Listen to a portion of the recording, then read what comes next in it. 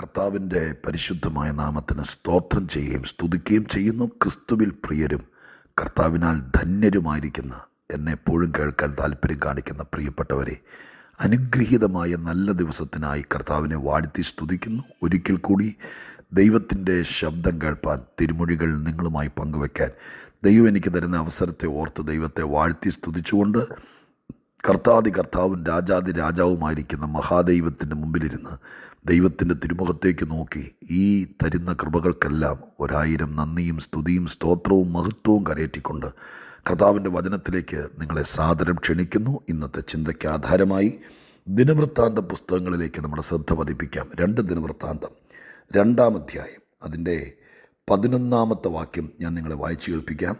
2 ദിനവൃത്താന്തം 2-ാം അധ്യായം 11-ാമത്തെ വാക്യം. സോർ രാജാവായ ഹീരാം ശലോമോന് യഹോവ തൻ്റെ ജനത്തെ സ്നേഹിക്കൊണ്ട് നിന്നെ അവർക്ക് രാജാവാക്കിയിരിക്കുന്നു എന്ന് മറുപടി എഴുതി അയച്ചു. പ്രധാന ഭാഗം ഒന്നുകൂടെ വായിക്കാം. യഹോവ തൻ്റെ ജനത്തെ സ്നേഹിക്കൊണ്ട് നിന്നെ അവർക്ക് രാജാവാക്കിയിരിക്കുന്നു എന്ന് മറുപടി എഴുതി അയച്ചു. ഹീരാം എന്ന് പറയുന്ന രാജാവ് ദാവീദിൻ്റെ സ്നേഹിതനായിരുന്നു. ദാവീദ് മരിക്കുന്നതിനേക്കാൾ മുമ്പ് ശലോമോനെ ഹീരാമുമായിട്ട് അടുത്ത് പരിചയപ്പെടുത്തി. അങ്ങനെ ശലോമോനും ഹീരാം സ്നേഹിതനായിരുന്നു. ആ മനുഷ്യൻ ധനാഢ്യനായിരുന്നു. ആലയം പണിക്കും അരമന പണിക്കും വേണ്ടിയിട്ടുള്ള എല്ലാ ക്രമീകരണങ്ങളും, അതിനു വേണ്ട തടിയും സാധനങ്ങളും പൊന്നും സ്വർണവും എല്ലാം കരുതി വച്ചിരുന്നത് കൊടുക്കാൻ ദൈവം ഉപയോഗിച്ച മനുഷ്യനാണ് ഈ സമ്പന്നനായിരിക്കുന്ന രാജാവ്, സോർ രാജാവ്. അദ്ദേഹം ശലോമോൻ രാജാവായി എന്ന് കേട്ടപ്പോൾ ഒരഭിനന്ദന കത്തെഴുതി അയക്കുകയാണ്. ദാവീദ് രാജാവ് നന്നാ വയസ്സ് എന്നവനായി, എല്ലാം തികഞ്ഞവനായി മരിച്ചു. ഹീരാമിൻ്റെ സ്നേഹിതനായിരുന്ന ദാവീദിൻ്റെ മരണശേഷം ഇസ്രായേൽ അനാവൃതമായില്ല, അനാഥത്വം പേറിയില്ല. ദാവീദിൻ്റെ മകനെ ദൈവമായ കർത്താവ് രാജാവാക്കി എന്നുള്ള വാർത്ത അങ്ങകലെ സോർ രാജാവിൻ്റെ കാതിലെത്തി. അപ്പോൾ ഒരു ഔപചാരിക മര്യാദ എന്ന വണ്ണം ഇന്നും ഏതെങ്കിലും ഒരു പുതിയ രാജ്യത്ത് തിരഞ്ഞെടുപ്പ് കഴിയുമ്പോഴോ അവിടെ ജനാധിപത്യ വ്യവസ്ഥയിലോ മറ്റിതര നിലവാരത്തിലോ ഒരു അധികാരമാറ്റം നടന്ന് പുതിയൊരാൾ അധികാരത്തിലേക്ക് വരുമ്പോൾ രാഷ്ട്ര തലവന്മാർ അഭിനന്ദനങ്ങൾ അറിയിക്കുക പൊതുവിൽ നമുക്ക് കാണപ്പെടുന്ന വസ്തുതയാണ്. ഇതുപോലെ തന്നെ ഇസ്രായേൽ രാജ്യത്ത് 40 വർഷം ഭരിച്ച ദാവീദ് രാജാവ് കാലം ചെയ്ത ശേഷം തൻ്റെ മകനായിരിക്കുന്ന ശലോമോൻ എന്ന യൗവനക്കാരൻ, ജ്ഞാനിയായിരിക്കുന്ന സുമുഖനായിരിക്കുന്ന യൗവനക്കാരൻ ഇസ്രായേൽ രാജാവായി എന്ന് കേട്ടപ്പോൾ അദ്ദേഹം എഴുതി അയച്ച കുറിപ്പിനകത്ത് എഴുതിയ ഒരു വാചകം തിരുവെഴുത്തിനകത്ത് വന്നത് എന്നെ വളരെ ശ്രദ്ധിപ്പിച്ചു. ആ വാചകത്തിനകത്ത് അദ്ദേഹം ഉൾക്കൊള്ളിച്ചത് ഇങ്ങനെയാണ്: ദൈവം ഇസ്രായേൽ ജനത്തെ സ്നേഹിക്കുന്നത് കൊണ്ട്, ദൈവം ഇസ്രായേലിനെ സ്നേഹിക്കുന്നത് കൊണ്ട് നിന്നെ അവർക്ക് രാജാവാക്കിയിരിക്കുന്നു. ആ വാക്കിൻ്റെ ഉള്ളിലെ ആത്മാർത്ഥത, ശ്രേഷ്ഠത, അന്തസത്ത നിങ്ങൾക്ക് പിടികിട്ടുന്നുണ്ടോ? ആ മനുഷ്യൻ പറഞ്ഞത് മനസ്സിലായോ? ഒരു തെരഞ്ഞെടുപ്പിലൂടെ, ഒരു മത്സരത്തിലൂടെ, ഒരു കുടുംബവാഴ്ചയിലൂടെ നീ രാജാവായി എന്നല്ല. അങ്ങനെ അധികാരത്തിൽ വരുന്ന സഭാതലത്തിൽ പോലും എത്രയോ പേരുണ്ട്. കുടുംബവാഴ്ചയിലൂടെ, കുതികാലുവെട്ടിലൂടെ, തെരഞ്ഞെടുപ്പിലൂടെ, എന്ന് ഞാൻ പറയുന്നില്ല, അതുപോലത്തെ പരിപാടിയിലൂടെ കസേരയ്ക്കകത്ത് അള്ളിപ്പിടിച്ച് കിടക്കുന്ന എത്രയോ പേരുണ്ട്. എന്നാൽ ഇവിടെ ദാവീദിൻ്റെ മകനാണെങ്കിലും ഒരു ജാതീയ രാജാവായിരിക്കുന്ന ഈ രാജാവ് അദ്ദേഹത്തിൻ്റെ മനോമുകുരത്തിനകത്ത് തെളിഞ്ഞ നഗ്നമായ സത്യം ഇവിടെ വെളിപ്പെടുത്തുകയാണ്. നീ രാജാവായതിൻ്റെ പുറകിലെ കാര്യം, ഇസ്രായേലിനെ ദൈവം സ്നേഹിക്കുന്നു.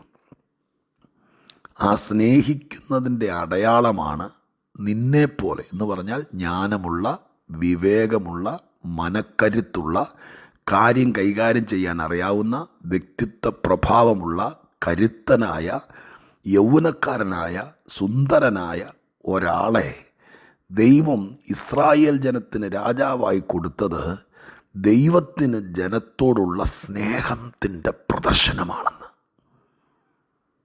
പ്രിയപ്പെട്ടവരെ, ഞാനിത് വായിച്ചിട്ട് മനസ്സിൽ ഒത്തിരി ചിന്തിക്കുകയായിരുന്നു.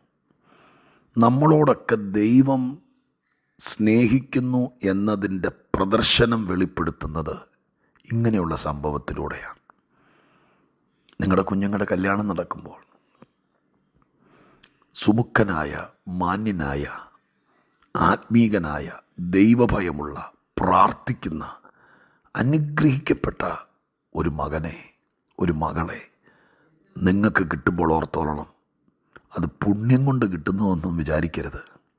പ്രാർത്ഥിച്ചു, ആഗ്രഹിച്ചു, ശരിയാണ്. പക്ഷേ ദൈവം നിങ്ങളെ സ്നേഹിക്കുന്നതിൻ്റെ പ്രദർശനം ഇതുപോലെയൊക്കെ വെളിപ്പെടുത്തുന്നത്.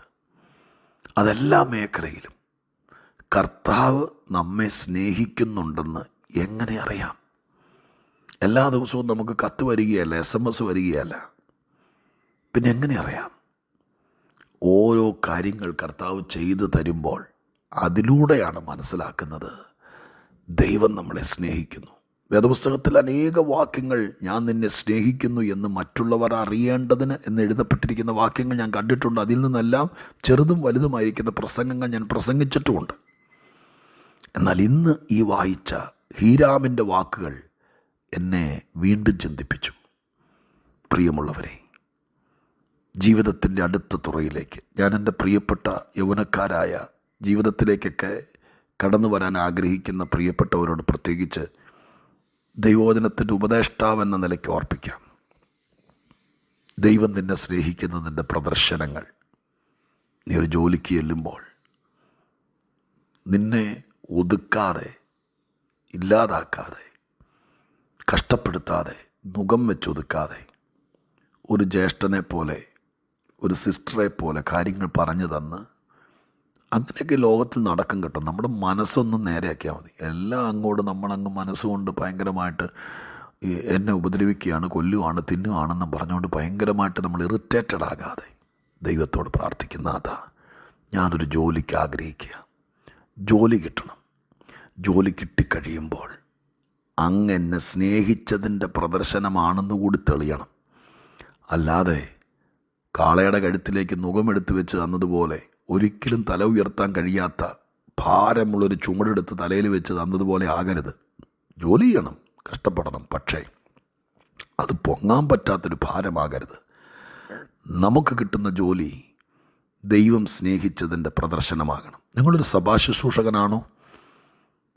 നിങ്ങൾക്കൊരു പുതിയ സ്ഥലത്തേക്ക് സ്ഥലം മാറി ചെല്ലുമ്പോൾ ചിലപ്പോഴൊക്കെ ആളുകൾ പറയുന്ന കേൾക്കും, അത് ആ വാക്ക് ഉപയോഗിക്കാൻ കൊള്ളാമെന്നറിയില്ല. ചിലരെ ഒതുക്കാൻ വേണ്ടി, ചിലരെ അങ്ങ് തീർക്കാൻ വേണ്ടിയിട്ട് ചിലപ്പോൾ ചില സ്ഥലങ്ങളിലേക്കൊക്കെ സ്ഥലമാറ്റം കൊടുക്കും. പണിഷ്മെൻറ്റ് ട്രാൻസ്ഫർ എന്ന് പറയും.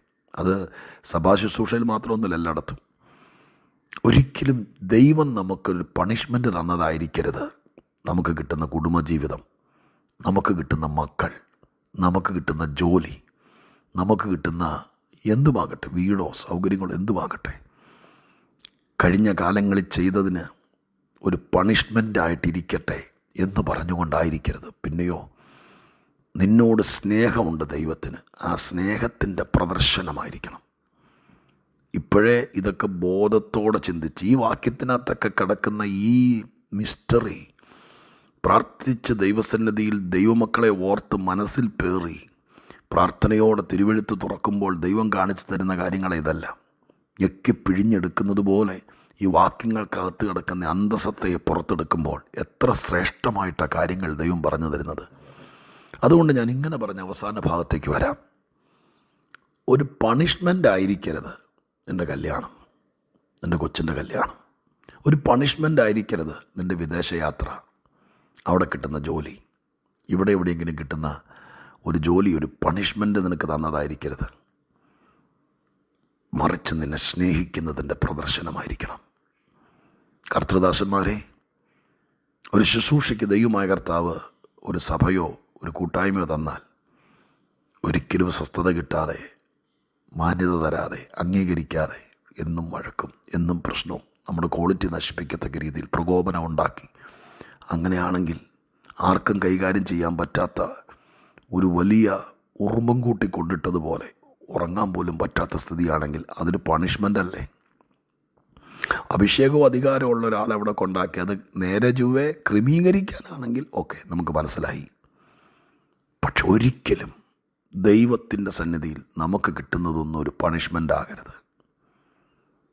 ഞാൻ പറയുമ്പോൾ നിങ്ങൾക്ക് വിഷമം ഉണ്ടാവുമെന്നറിയില്ല. മക്കളെ കിട്ടുന്നത് പോലും ചിലർക്ക് പണിഷ്മെൻ്റായിട്ടാണ്. അങ്ങനെ ആവരുത്. തെറ്റിദ്ധരിക്കരുത് ആ വാക്ക്. എന്നും സ്വസ്ഥത കെടുത്തി ജാമ്യം എടുക്കാൻ പോകാനും വഴക്കുണ്ടാക്കാനും കാശി ഓർത്തി കളയാനൊക്കെ ആണെങ്കിൽ സങ്കടമാവില്ലേ? ഞാൻ സങ്കടപ്പെടുത്താൻ പറഞ്ഞാന്ന് വിചാരിക്കുകയും ചെയ്യരുത്. അനുഗ്രഹമായിരിക്കണം. എൻ്റെ കുഞ്ഞുങ്ങളെ ദൈവം എനിക്ക് തന്നത് എന്നെ സ്നേഹിക്കുന്നതിൻ്റെ പ്രദർശനമായിരിക്കണം. എൻ്റെ ജീവിത പങ്കാളിയെ ദൈവം എനിക്ക് തന്നത് എന്നെ സ്നേഹിച്ചതിൻ്റെ തെളിവായിരിക്കണം. എൻ്റെ ജോലി, എൻ്റെ മേലുദ്യോഗസ്ഥർ എല്ലാം നടക്കുമെന്ന് വിവേകത്തോടും വിവരത്തോടും കൂടി ജീവിക്കുക. ഈ വാക്യങ്ങളൊക്കെ വെച്ച് പ്രാർത്ഥിക്കുക. ദൈവസന്നിധിയിൽ സമർപ്പിക്കുക. കാര്യങ്ങൾക്ക് മാറ്റം വരും. പ്രാർത്ഥിക്കട്ടെ. ദൈവം സ്നേഹിക്കുന്നതിൻ്റെ അടയാളങ്ങൾ പ്രാർത്ഥിക്കാം. പരിശുദ്ധ ദൈവമേ, ഞങ്ങളുടെ സ്വർഗീയ പിതാവേ, ശലോമോനെ ഇസ്രായേലിന് രാജാവായി കൊടുത്തപ്പോൾ ഒരു അന്യരാജാവ്, നാട്ടുകാരൻ പറഞ്ഞു, കണ്ടോ കണ്ടോ, ആ ജനത്തെ ദൈവം സ്നേഹിക്കുന്നതിൻ്റെ അടയാളമാണ് നിന്നെ രാജാവായി കൊടുത്തത്. അപ്പാ, ഞങ്ങൾക്കും പറയാൻ പറ്റട്ടെ, ഞങ്ങളെ സ്നേഹിച്ചതിൻ്റെ അടയാളമാണ് ഇത് ഇത് ഇത് എന്ന്. അതിനുവേണ്ടി ഞങ്ങളെല്ലാവരും പ്രാർത്ഥിക്കുന്നു. ഇത് കേവലം ഒരു കേൾവി മാത്രമായിരിക്കാതെ ആഗ്രഹവും ആവശ്യവും പ്രാർത്ഥനയുമായിരിക്കട്ടെ. പ്രാർത്ഥന കേട്ടതിന് നന്ദി. യേശുവിൻ്റെ നാമം.